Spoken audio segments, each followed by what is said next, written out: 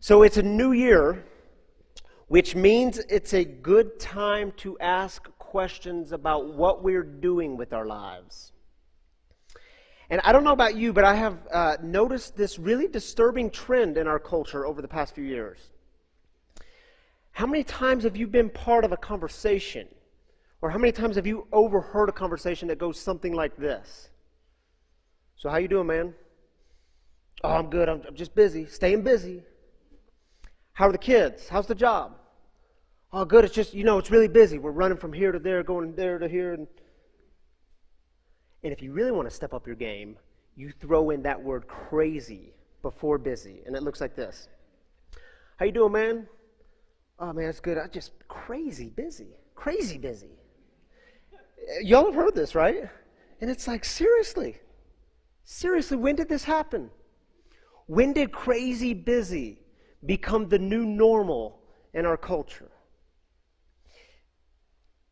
And I think there's this deep peace inside of all of us, this inner wisdom that says, wait a minute. It is not supposed to be this way. It is supposed to be better than this. And so this morning I'd like to explore with you this question. What does it look like to have a focused, disciplined, intentional life in which you're not crazy busy? And I want to explore this question through three really basic general ideas. And the first idea is this. You can't do it all. You can't. You have limits, and limits are your friend, and your ego will hate you for admitting this. But you can't do it all. Idea number 2. The art of letting go of the old thing and the reminder that when you set out to do the new thing, there will always be those who try to get you to stay with the old thing. That's a mouthful, but it's true, isn't it? Anytime you step onto a new path, or you set out to do a new thing, there will always be those who say to you, wait a minute, I don't understand. I don't understand that path. I don't agree with that path. I don't really like that path. And at some level, we have to be okay with it, don't we? Because it's not their path. It's your path. Basic idea number 3. This is a spiritual project, a spiritual journey. And what I mean by that is, this morning, I don't want this conversation to just be another self-help talk, right? There is plenty of that out there. You can get some really great books on the 4 ways to be a new you and to be the better you. And there's YouTube talks and TED Talks and seminars you can go to. And I'm not knocking them. I think they're good. Some of that stuff is really good. I think we can benefit from it. But I want to remind ourselves this morning that this is a spiritual project that we're in, because we are talking about the deepest things we know.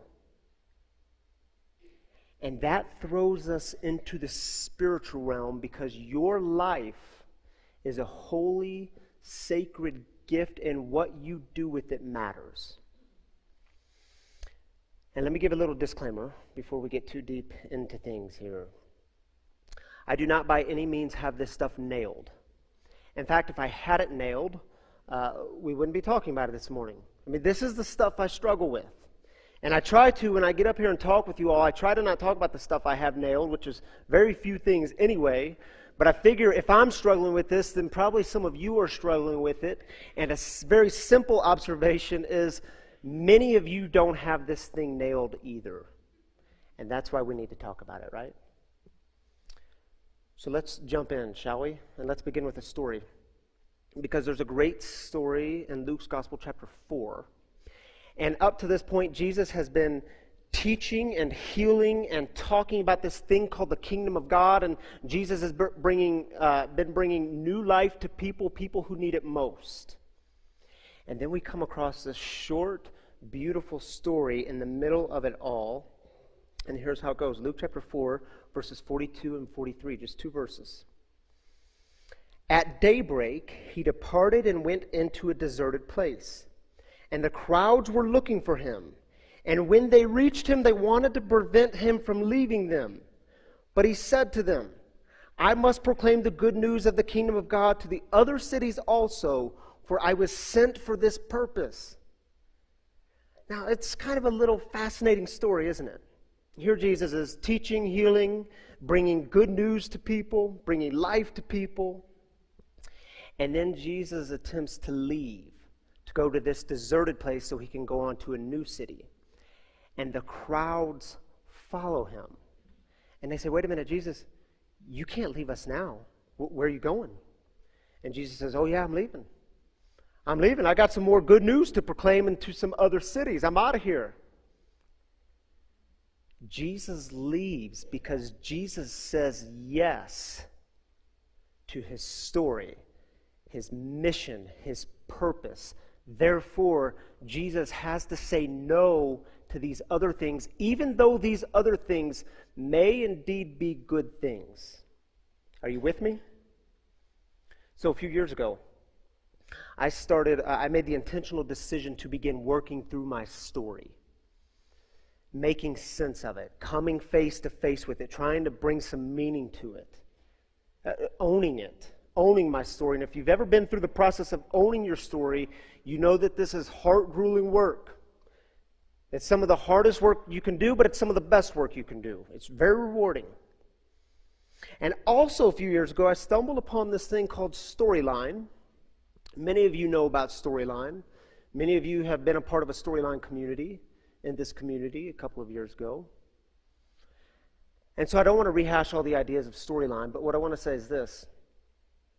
In the Storyline process, you are discovering your life theme. So once you go through your story, you then discover your life theme. Your life theme is a phrase or a sentence that captures who you are and what you're about. And you know, some people will go through their story and it just takes some time and discernment and weeks of coming up with that life theme. And others, they'll go through their story and that life theme just pops at them. It becomes so obvious. It's so clear.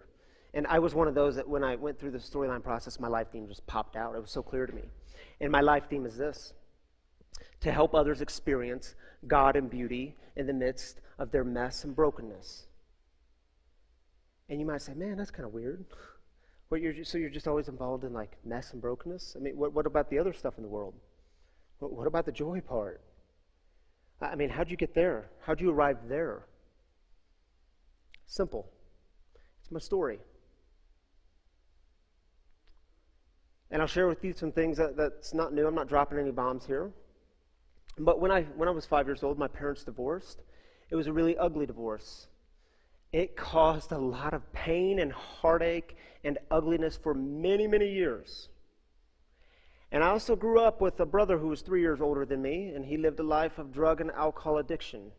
And at the age of 22, when I was almost 19, my first year in college, that addiction took his life in the form of a car accident. And then years later, I had to admit to myself and others that the same addiction that held him captive also held me captive.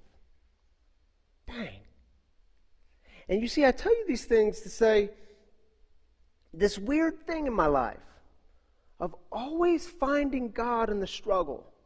So when I'm talking about my deepest experiences with God, my deepest encounters with God, they've always been at the bottom.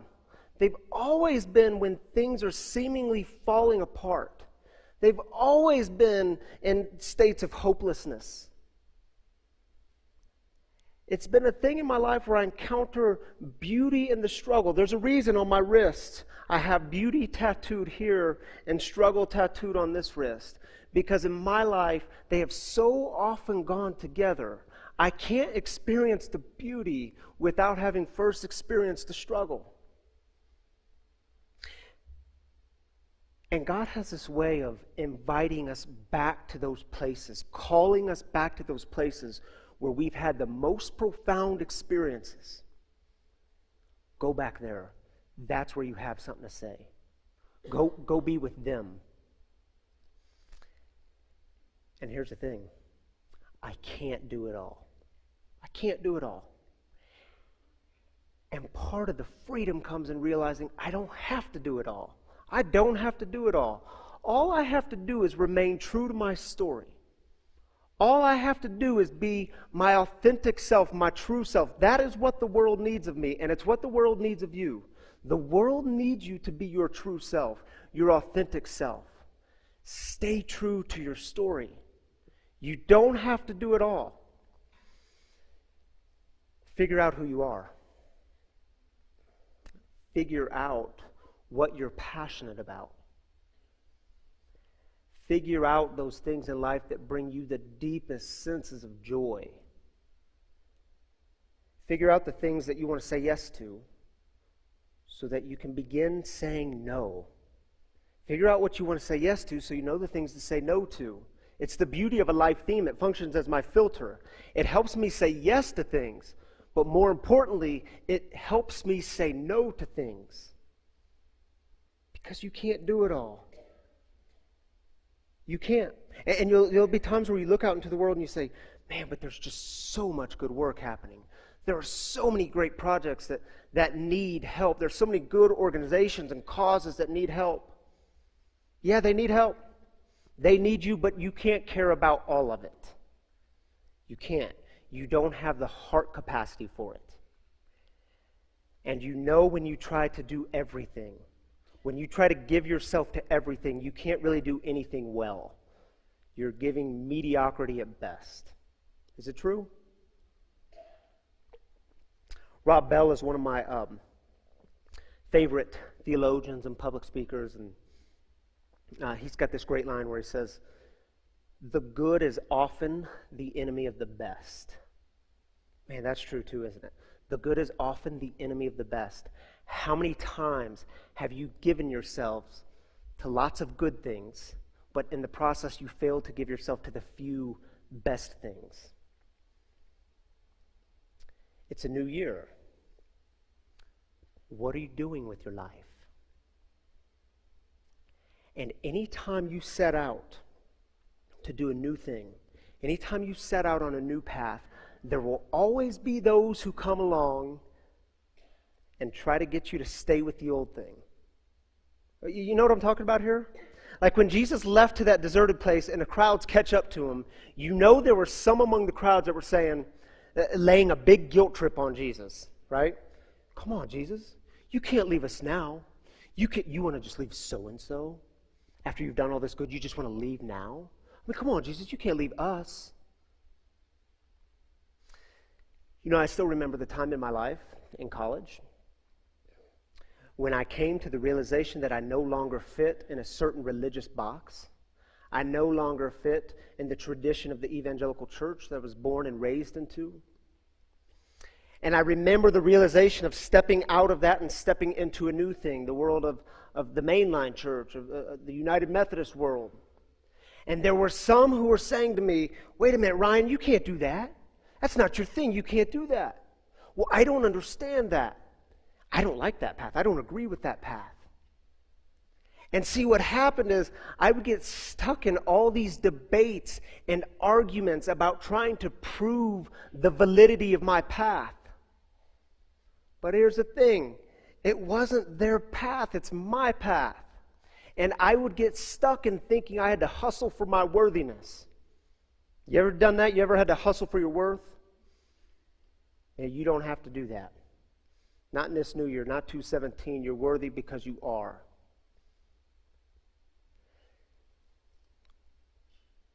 So let me ask you, are you considering leaving an old thing, stepping into a new thing, stepping on to a new path? You don't have to convince others of the validity of that path. And that is not to say we don't need community. We need community. We need people around us, people who can be honest with us, people who can point out our blind spots, people that we trust. But make sure those people love you. Make sure they're the ones that love you most deeply. Make sure they're the ones that have your back. They're going to be with you. And be faithful to the path that God has called you to set on. You know what I mean? Be faithful to that path. Because when you're faithful to that path, you can walk it with confidence and with your chin up. And it's a new year. What are you doing with your life? I want remind ourselves that this is a spiritual project. It's a spiritual journey, because when we're asking about what are we doing with our lives, it requires our whole being, doesn't it? I mean, it takes our whole being. It's not just a compartmentalized question. It's every part of ourselves. And the starting place is your life is a holy, sacred gift. You have breath, and there's a source behind that breath. Many of us in this room refer to that source as God. And God has essentially said to you, here's your life. What do you want to do with it? Here's your life. What do you want to do with it? And parents, don't we say the same thing to our kids? Or maybe your parents said it to you. Here's your life. What do you want to do with it? I mean, isn't God the great parent that acts in the same way, right? Here's your life. What do you want to do with it? And with that, there's all sorts of joy and freedom and responsibility. And I think God is saying to us all the time, you don't have to live in the crazy busy. I mean, this is the God who gives us rhythms. Rhythms of work, play, rest. Work, play, rest. You don't have to live. Give yourself to the crazy busy, the overcommitted, the distracted, the here but not really here. Life is better than that. The gift of your breath is worth so much more than that. So what are the few things you're going to give yourself to this year? Because when you say yes to these few things, then you can be fully present and engaged with these things. And here's the kicker. When you're not too busy giving yourself to everything, when you're not too busy thinking you can do it all, you can actually stay focused, disciplined, and be intentional with the few things. And then you can actually be present to the relationships that matter most in your life. You see, when you're not busy giving yourself to everything, then you can actually be present with your family. See, when you're not busy giving yourself to everything, then you can actually be present to the relationships that you want to invest in.